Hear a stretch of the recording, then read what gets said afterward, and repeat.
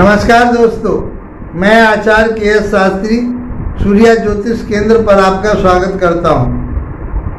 मित्रों, आज हमारी जो चर्चा रहेगी वो कर्क राशि वाले जातकों के लिए रहेगी कि कर्क राशि वाले जातकों के लिए शनि का गोचर क्या प्रभाव देगा। शनि पहले अस्त, फिर बकरी, फिर अस्त, ऐसे उन्होंने बहुत उथल पुथल की आपके जीवन में। अब इस समय वो बकरी चल रहे हैं, तब भी दिक्कत आपके लिए थी, क्योंकि ये वैसे कर्क राशि वाले जातकों के लिए कारक ग्रह नहीं कहा गया। क्यों कारक ग्रह नहीं कहा गया? कि ये 7वें भाव के और 8वें भाव के स्वामी हैं, लेकिन अष्टम भाव में चल रहे हैं। अष्टम भाव के ये कारक होते हैं। तो इसको समझने के लिए पहले इनके कारकत्व को समझते हैं। कारकत्व क्या है? ये कि ये न्याय के दाता कहे गए हैं, ये धर्म के दाता कहे गए हैं, ये कर्म के दाता कहे गए हैं। इन चीज़ों के ये कारक हैं। चमड़े के कारक हैं, फर्नीचर के कारक हैं, तेल के कारक हैं, मशीनरी के कारक हैं।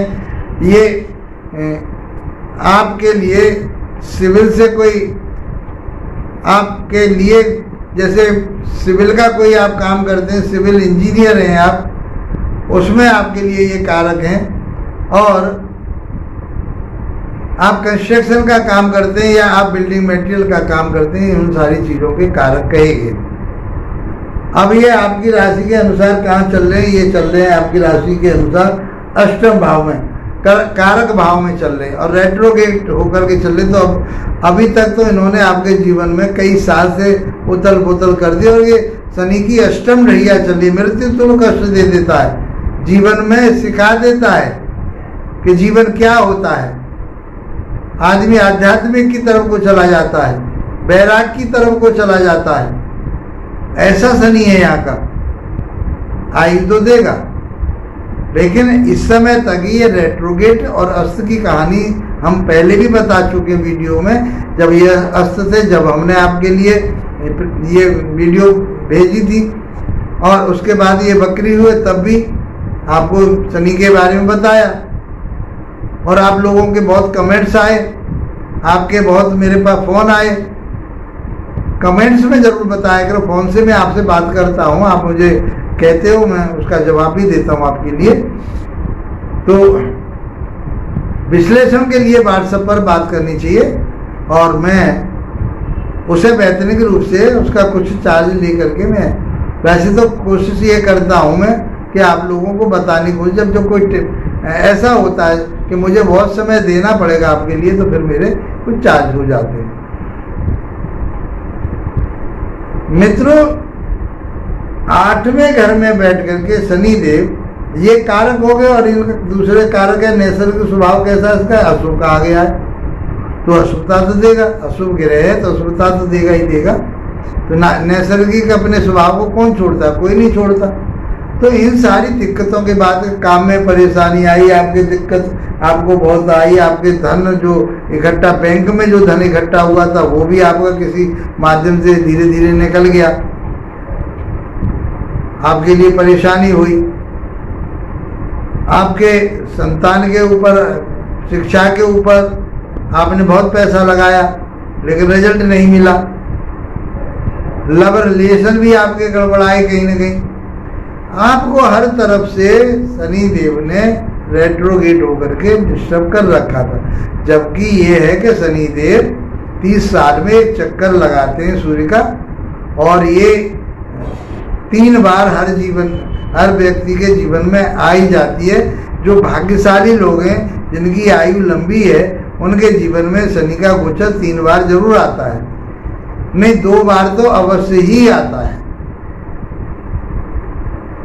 अब इसलिए इसको समझना बहुत जरूरी है कि 30 वर्ष में चक्कर लगाता है, एक राशि में 2.5 वर्ष रहता है, तो दिक्कत रहती है। अब इस समय आपके ऊपर शनि की अष्टम की ढैया चल रही है, जो बिल्कुल बहुत नेस्ट होती है, अच्छी नहीं होती, मृत्यु तुल्य कष्ट देती है, आपको बहुत स्ट्रगल कराती है। आपके जो काम है वो विफल होते हैं। चाहते हुए भी आप देख रहे हो कि मेरा ये काम हो जाएगा, लेकिन नहीं हो पाता। आप फड़फड़ाते हो, मछली की तरह से फड़फड़ाए हो। ये समय आपका बहुत संघर्ष वाला गया है, परेशानियों वाला गया है। किसी को पैसा दे दिया, पैसा वापस नहीं मिला। आपने कहीं एडमिशन ले लिया कोई रिसर्च के लिए, वो पूरा नहीं हुआ। चोट फेंट खा बैठे आप, कहीं ना कहीं से चोट लगी, ऊपर से गिरने के, ऊंचाई से गिरने के योग बन जाते हैं। तो स्वास्थ्य भी आपका बहुत ज्यादा डिस्टर्ब रहा। ये मैं भूत की बात कर रहा हूँ, भूतकाल की बात कर रहा हूँ। डरिए ना शनि से। अब शनि देव 15 नवंबर 2024 को मार्गी हो जाएंगे, और मार्गी होते के साथ और ये रहेंगे 29 मार्च 2025 तक। उसके बाद फिर ये राशि परिवर्तन कर जाएंगे, मीन राशि में ये चले जाएंगे। जब ये राशि परिवर्तन करेंगे फिर हम आपके सामने हाजिर होंगे इसी टॉपिक को लेकर के, शनि देव के टॉपिक को लेकर के। अभी तो हमें ये समझना है कि अभी ये क्या देंगे आप। तो आपकी आयु को तो बढ़ाएंगे, ये निश्चित मानिए आप। जो रोग वगैरह, जो परेशानी चल रही थी, वो अब समाप्त हो। बहुत बड़ा ये राहत है, क्योंकि सबसे ज़्यादा क्या कहा है, सबसे अच्छी चीज क्या होती है कि जो निरोगी काया को नंबर 1 पे माना गया है। जिस व्यक्ति का शरीर स्वस्थ है उसके लिए कोई भी परेशानी आ जाए उसे झेल लेता है, उसको आसानी से पार कर जाता है। तो अब दिक्कत वाली बात नहीं है कोई ऐसी। शनि देव आपके लिए यहाँ बैठ करके अच्छा प्रभाव देंगे, आपकी आयु को बढ़ाएंगे, आपके रिसर्च वर्क जो करना चाहते थे वो पूरा होगा, आप शिक्षा जो ले रहे थे वो शिक्षा आपकी पूरी होगी, और उसमें आपको ज्ञान मिलेगा, नेम फेम भी मिलेगा आपको। अब इधर से इधर शनिदेव आपको यहाँ बैठ करके अच्छा रिजल्ट देंगे। केवल मात्र आपको अपने दाम्पत्य जीवन में ध्यान रखना पड़ेगा, जो आपके जीवन साथी हैं उनके स्वास्थ्य का ध्यान रखना पड़ेगा। अष्टम की रहिया चल रही है, आपको ससुराल पक्ष से भी कहीं परेशानी हो सकती है, मनमुटाव हो सकता है, अड़चने हो सकती हैं, पैसा दिया हुआ उनके लिए वापस नहीं मिल सकता। अब इधर से इधर उम्मीद करते हैं कि मिल जाए, कम चांस है, लेकिन उम्मीद करते हैं कि 15 नवंबर के बाद वो पैसा आपका जो फंसा हुआ था, चाहे आपने कर्जे में दिया किसी के लिए या किसी से ले लिया, नहीं निकल पा रहा था, अब निकल जाए, आपको पैसा दिया हुआ वापस मिल जाए। कोई वसीयत रुकी हुई पड़ी थी नाना दादा बाबा के नाम से, जो आपको कह के गए या कह रहे थे कि हम आपको इसे देंगे, वसीयत लिख देंगे, वो अब आपका काम पूरा हो सकता है। मित्रों, शनि देव के जो कारकत्व हैं उनको भी समझना बहुत जरूरी है कि शनि देव परिश्रम, मेहनत के, न्याय के कारक माने गए, चमड़े के, फर्नीचर के, तेल के ये कारक माने गए, व्यापार के भी कारक ये माने गए, प्राइवेट नौकरी के कारक माने गए। इस प्रकार से शनि देव अष्टम भाव में बैठ करके जो स्ट्रगलें दे रहे थे या जिनके लिए वो बेनिफिट की तरफ को जा रहे थे, जन्म पत्रिका में स्थिति क्या है उसके ये नहीं है कि सबके लिए ऐसा ही रहेगा, क्योंकि जन्म पत्रिका में जिस व्यक्ति का शनि बढ़िया होगा, अच्छी स्थिति में होगा, उसके लिए तो अच्छा ही रहेगा, और इनकी जन्म पत्रिका में शनि की स्थिति बढ़िया नहीं है, खराब है, तो उनके लिए तो ये खराब ही रहेगा। अब गोचर में और ज़्यादा खराब रहेगा, तो उन्हें तो तहस नहस कर दिया शनिदेव ने। लेकिन अब इधर से इधर कोई भी काम आपका है तो वो डिले तो हो सकता है, लेकिन होगा अवश्य। अब उस सारी चिंताओं को त्याग दीजिए आप। लास्ट में मैं आपके लिए छोटे छोटे उपाय होते हैं उनको मैं बताऊंगा, और उससे आपको रिजल्ट भी मिलेगा। अब शनिदेव के पास 3 दृष्टि होती है, जहाँ बैठते हैं वहाँ का फल देते हैं, जहाँ देखते हैं वहाँ का फल देते हैं। तो तीसरी दृष्टि जाएगी आपके कर्म क्षेत्र पर, 7वीं दृष्टि जाएगी आपके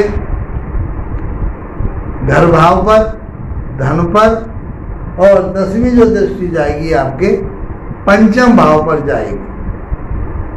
आइए मित्रों समझते हैं कि आपके कर्म क्षेत्र पर दृष्टि डालकर ये क्या करेंगे। तीसरी दृष्टि कर्म क्षेत्र पर, तो आपका कर्म, आपका जो काम था बहुत डगमगाया है, आपके पिता के साथ संबंध बढ़िया नहीं रहे, स्वास्थ्य भी उनका खराब रहा, अब वो सारी चीजें अच्छी होने जा रही हैं।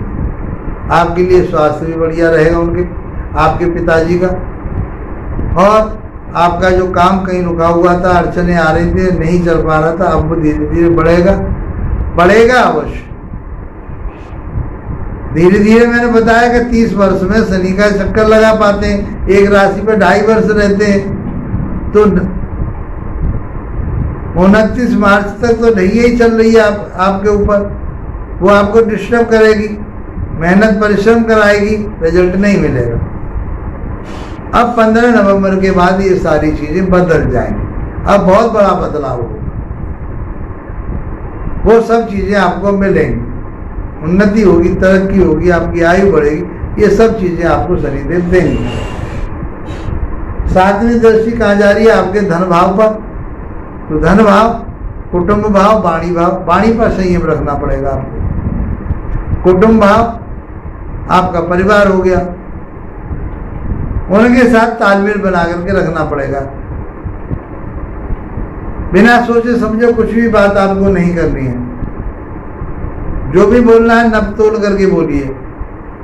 जब नाप तोल करके बोलेंगे तो कोई दिक्कत नहीं आएगी। पैसे को समझदारी के साथ कहीं यूज करेंगे तो आपको परेशानी नहीं आएगी, नहीं अनर्थ शनर्थ पैसा आपका बह जाएगा, चला जाएगा, आप देखते रह जाएंगे कहाँ गया। बैंक बैलेंस आपने जो किया था वो खाली हो जाएगा। मित्रों, अब नवंबर के बाद वो सारी चीज़ें आपके लिए बेनिफिट की तरफ हो जाएगी। आपका जो विवेक है, जो आपकी जो ज्ञान है, वो अब आपका साथ देगा, सोच आपकी साथ देगी, परिवार के साथ मधुरता बनी रहेगी। अब 10वीं दृष्टि संतान भाव पर। संतान आपकी कोई पढ़ाई कर रही है तो पढ़ाई में अब तक दिक्कतें आ रही थी, परेशानी आ रही थी, तो उस पर अब आपका नियंत्रण हो जाएगा। अब आपकी पढ़ाई बढ़ जाएगी। आप कहीं एडमिशन लेना चाह रहे थे, अब एडमिशन हो जाएगा, पहले नहीं हो पाया, दिक्कतें रही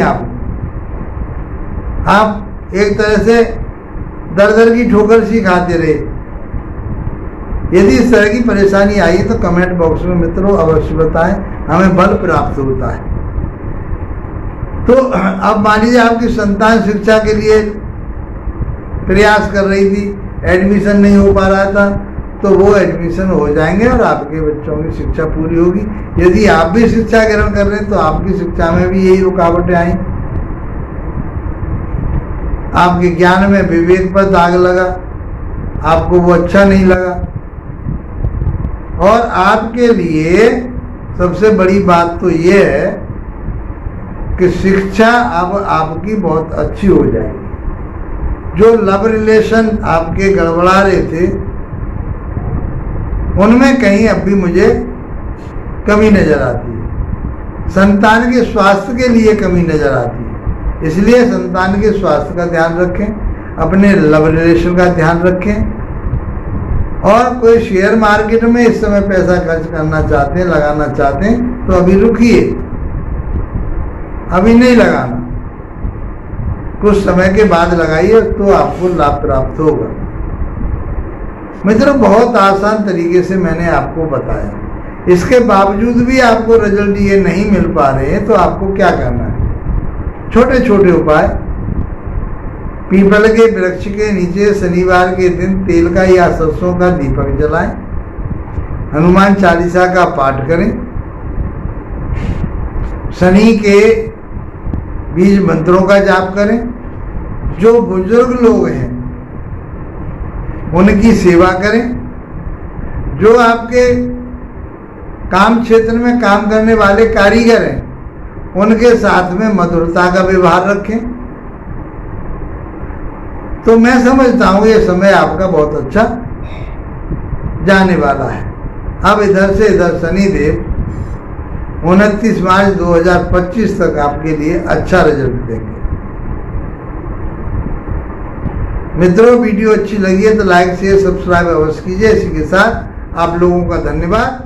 नमस्कार।